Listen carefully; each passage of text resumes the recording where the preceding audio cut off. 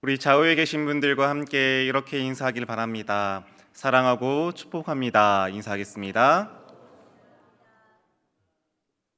한 번 더 인사드리겠습니다. 예수 그리스도가 우리의 최고의 선물입니다. 인사하겠습니다. 네, 아멘. 여러분 예배에 오시면서 혹시 가스 밸브는 잠그셨습니까? 혹시 문단속은 제대로 하셨습니까? 혹시 예배 들으시면서 혹시 핸드폰은 진동으로 바꾸셨습니까? 네. 제가 설교를 앞두고 이렇게 말씀을 드리는 이유는 혹시나 이 말씀을 듣고 이 말을 듣고 여러분들 마음속에 어떤 것들이 스며들었는지 한번 생각해 보았으면 좋겠습니다. 정말 아무것도 아닌 말 같지만 혹시나 내가 가스밸브를 안 잠그진 않았는지, 내가 문단속은 제대로 하지 않았는지, 혹은 예배 중에 벨이 울리지 않을까라는 혹시 염려와 고민과 염려와 그리고 불안이 스며들지는 않으셨습니까? 이처럼 불안은요, 우리의 인생에 없어서는 안 될, 필요 요소는 아니지만 없어서는 안 될 하나의 우리와 함께하는 부분입니다. 감정이고요. 다시 말하면 불안을 느끼지 않고 살아가는 사람은 세상에 아무도 없다라는 것이죠. 겉보기에는 태연해 보여도 수많은 사람들이 마음속으로 이것과 이런저런 많은 이유로 불안을 안고 살아간다라는 것이죠. 그리고 그런 불안이 심해지면 장애까지 오게 됩니다. 그 장애 때문에 밤낮으로 자지 못하는 우리의 인생을 살아갈 때도 있다라는 것이죠. 또한 불안을 일으키는 또 다른 요인은 하나는 바로 우리는 지금이라고 하는 오늘이라는 시간을 살아가지만 이 불안은 내일이라고 하는 그런 시간 속에서 우리를 힘들게 한다라는 것이죠. 어떤 일이 일어날지, 어떤 일이 우리에게 다가올지 모르기에 우리는 불안을 갖고 살아갈 때가 너무나 많다라는 것입니다. 이런 모든 것들을 바라보았을 때 불안은 이럴 때 우리에게 오는 것 같습니다. 내가 감당하지 못하거나 나의 힘이 나의 능력을 넘어서서 어떤 일들이 일어날 때 또한 맞이하여야 할 때 우리는 그 불안을 느낀다라는 것입니다. 만약 어떤 일이 일어나더라도 내가 그것을 능히 할 수 있어, 내가 감당할 수 있어, 충분히 할 수 있어 라고 한다고 하면 그 불안은 당연히 오지 않을 것입니다. 하지만 불안이 온다는 것은 내가 할 수 없기 때문에, 그렇게 생각하기 때문에, 그런 것들이 실제적으로 일어나기 때문에 우리는 불안을 느끼게 된다라는 것입니다. 그래서 이 불안을 다스리는 데 있어서, 이 불안을 이겨내는 데 있어서 필요한 능력들이 있어야 합니다. 그리고 그 능력에 따라서 우리는 이 불안을 이끌기도 하고 또는 때로는 그 불안을 극복하여서 평안을 누리기도 할 수 있다라는 것입니다. 그래서 오늘 예수님의 모습을 통해서 우리가 어떻게 하면 이 불안을 극복할 수 있는지, 그리고 그 불안을 넘어서서 평안을 누릴 수 있는지를 함께 나누기를 소망합니다. 만약 우리가 그 평안을 누릴 수가 있다면 어떻게 누릴 수 있을까요? 첫 번째입니다. 예수님은 하나님의 아버지에 대한 절대적인 믿음을 가지고 살았다라는 것입니다. 다시 말하면 우리 예수님은 이 불안을 극복하기 위해서 자신의 아버지 하나님을 향하여 절대적인 믿음을 가지고 살았다라는 것입니다. 그것이 바로 평안의 비결이라는 것이죠. 그리고 그 절대적인 믿음의 모습을 예수님께서는 이 말씀을 통해서 보여주십니다. 바로 마가복음 14장 36절 말씀에 보면 예수님께서 동산에서 기도하실 때 아버지를 향하여서 어떤 고백을 하느냐, 어떻게 부르느냐, 바로 아바 아버지라고 부르고 있습니다. 아빠 아버지, 이 말은 무엇이겠습니까? 조금 더 쉽게 풀이한다면 5살 정말 어린 이 아이가 하나님을 아버지를 향해서 아버지라고 부른 게 아니고 아빠, 정말 어린 이 아이가, 우리의 자녀가, 그 어린 10살도 넘지 않는 이 아이들이 우리를 향하여서 아빠, 엄마라고 부르는 것이 바로 이런 의미, 이런 마음을 표현하고 있다라는 것입니다. 그런데 예수님께서는 당시에 기도하실 때 어떠한 상황이었느냐? 동산에서 기도하실 때 자신의 운명의 마지막을 맞이하면서 하나님께 기도하는 것입니다. 자신의 가야 될 길이 얼마나 험난하고 얼마나 힘든 길인지 그것을 다 알고 하나님께 동산에 올라가서 하나님께 기도하는 장면이라는 것이죠. 근데 그런 상황 속에서 예수님의 마음이 어떠한 마음이었을까요? 불안과 염려가 가득했을 것입니다. 더 나아가 두려움이 넘쳐났을 것입니다. 근데 그런 상황 속에서 예수님께서는 더욱더 진중하고 더욱더 심도 있게 기도하는 모습을 보여주셨습니다. 그런데 그런 믿음 가운데, 그런 기도 가운데 아빠, 아버지, 다시 말하면 자신이 정말 어린 영혼, 어린 자녀로서 하나님께 간절하게 기도하는 마음을 담고 있다라는 것입니다. 그래서 그 기도를 다시 표현한다면 아빠, 모든 걸 할 수 있잖아요. 아빠는 모든 걸 할 수 있잖아요. 그러니 하나님, 아빠, 이 잔을 나에게 옮겨주세요. 이 두려움과 염려를 주는 이 잔을 나에게서 옮겨주세요 라고 표현하는 것입니다. 그런데 예수님은 그런 마음을 가지고 계셨지만 결국 우리를 위해서 모든 십자가를 지셨다라는 것입니다. 여러분, 아빠, 아버지, 우리의 하나님을 여러분들은 어떻게 부르고 계십니까? 정말 이렇게 하나님을 아빠라고 친근하게 부르고 계십니까? 만약 정말 하나님이 우리의 아버지라면, 아빠라면 우리의 인생에 얼마나 든든하겠습니까? 우리의 인생에 얼마나 기쁨과 소망이 넘치겠습니까? 그렇다는 것은 하나님을 통하여서 우리 마음속에 아버지 되신 하나님을 통해서 우리의 마음속에 평안과 기쁨과 소망이 넘쳐날 수밖에 없다라는 것이죠. 예수님은 이러한 평안을 우리에게 보여주셨다라는 것입니다. 이 땅에 성육신하여 주셔서 그 육신의 몸을 가지고 하나님께 기도하면서도 그 제자와 그 수많은 사람들에게 알려주셨던 것은 바로 하나님은 우리의 영적인 아버지뿐만 아니라 육적인 아버지, 더 넘어서서 정말 우리에게 친근하게 다가오시고 우리에게 능력이 되어주시는 그 하나님께 절대적인 마음으로, 절대적인 믿음으로 기도하라라고 보여주신 것입니다. 여러분, 혹시 TV를 보시며 혹시 전쟁에 관련된 프로그램을 보신 적이 있으십니까? 저는 한 번씩 다큐를 보면서 전쟁에 관련되어 있는 프로그램을 본 적이 있습니다. 그런데 그런 전쟁의 모습을, 참혹한 모습들을 하나하나 비춰주시면서 특별한 한 장면을 본 적이 있습니다. 그 장면은 바로 10대의 어린아이들이 그 전쟁터 안에서 뛰어노는 모습이었습니다. 전쟁이라고 하면 살육이 있는, 피가 튀고 살이 찢기고 때로는 정말 못 볼 모습들까지 보는 그런 참혹한 그런 환경입니다. 근데 그런 환경 가운데에도 이 아이들이 어떻게 그렇게 뛰어놀 수 있었을까요? 제가 TV를 보면서 답을 찾았습니다. 바로 그 아이들이 뛰어놀고 있는 옆에 누가 있었느냐? 바로 아버지였습니다.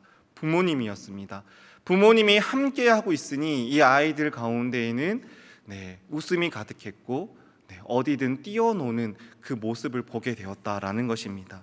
이처럼 아버지가 옆에 있을 때, 아버지의 모습만 함께하고 있을 때 여러분, 그 아이들 마음속에는 평안함이 넘쳐난다라는 것입니다.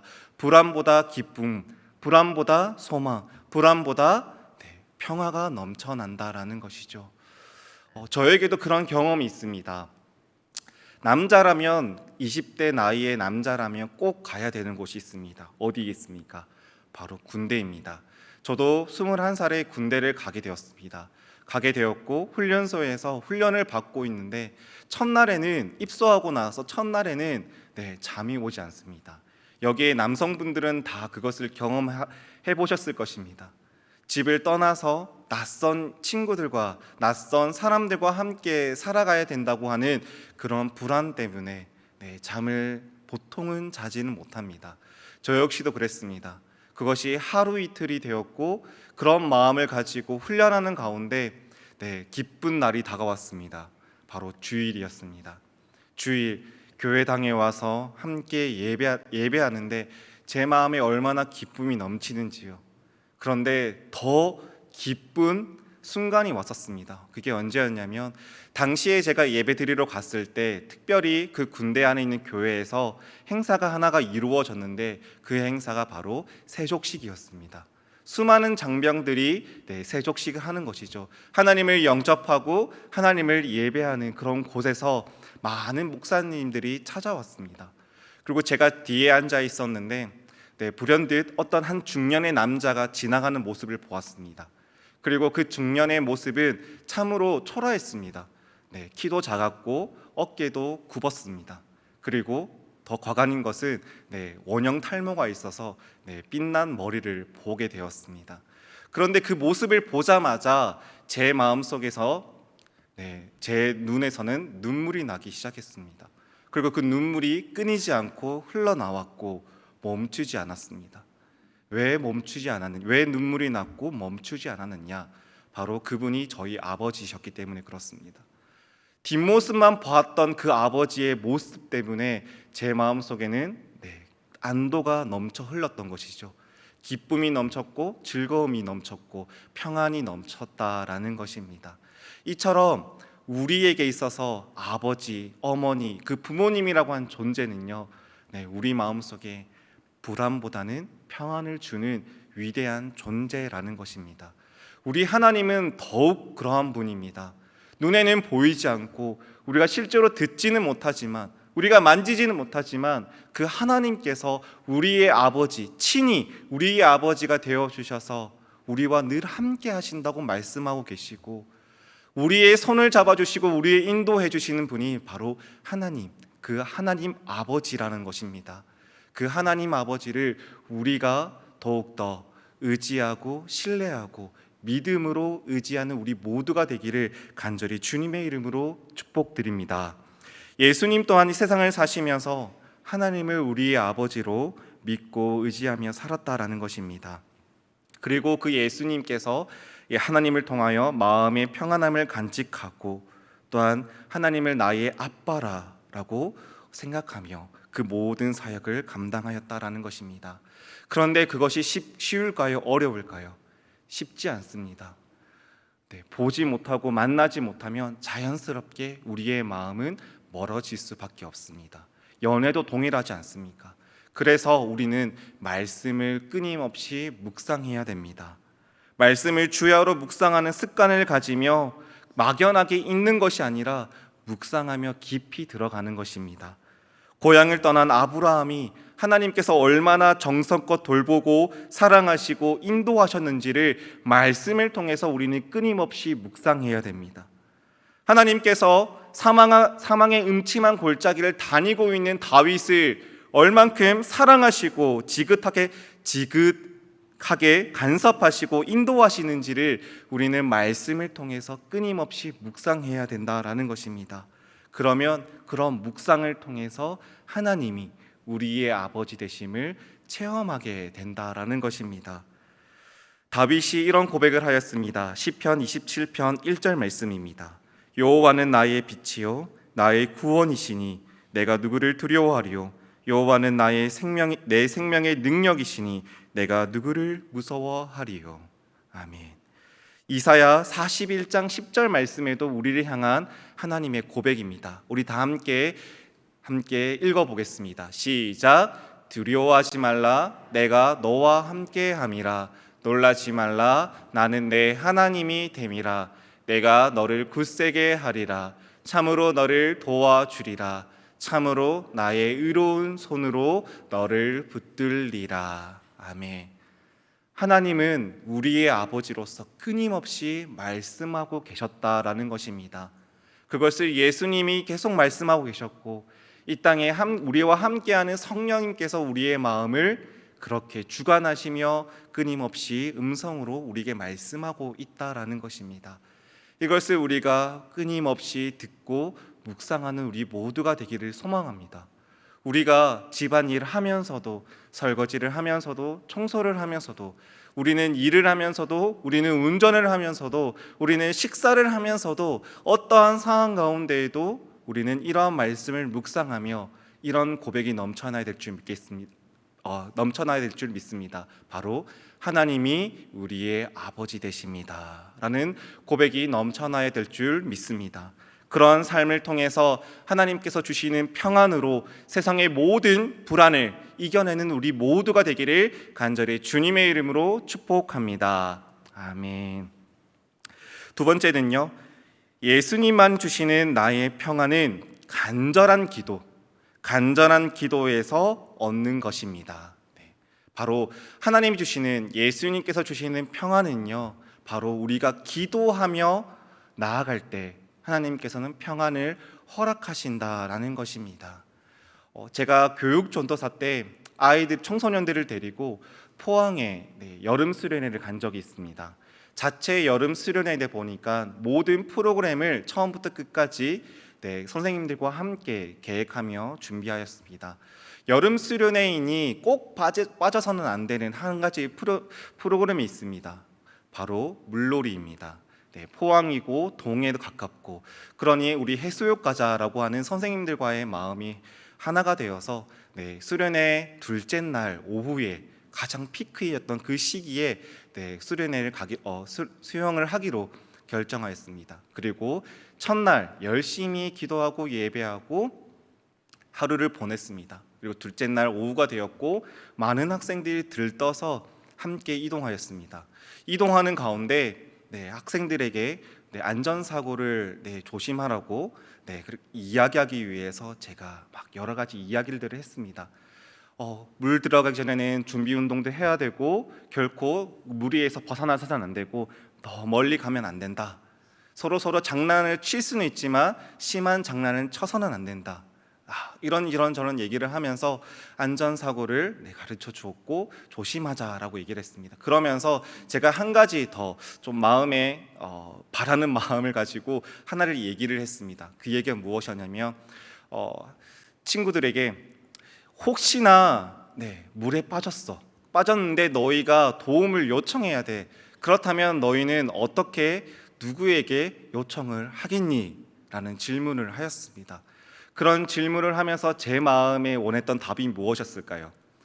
바로 전도사님 도와주세요 라고 하는 그런 마음이었습니다. 그런데요, 모든 버스 안에 있었던 모든 친구들이, 정말 한 친구도 제외하지 않고 모든 친구들이 외쳤던 한 단어가 있었습니다. 그것이 무엇이었을까요? 바로 주여였습니다. 주여. 너희가 정말 위험에 처했을 때 어떻게 외치겠니? 무엇이라고 외치겠니? 라고 했던 질문에 모든 아이들이 주여, 살려주세요도 아니고 주여였습니다.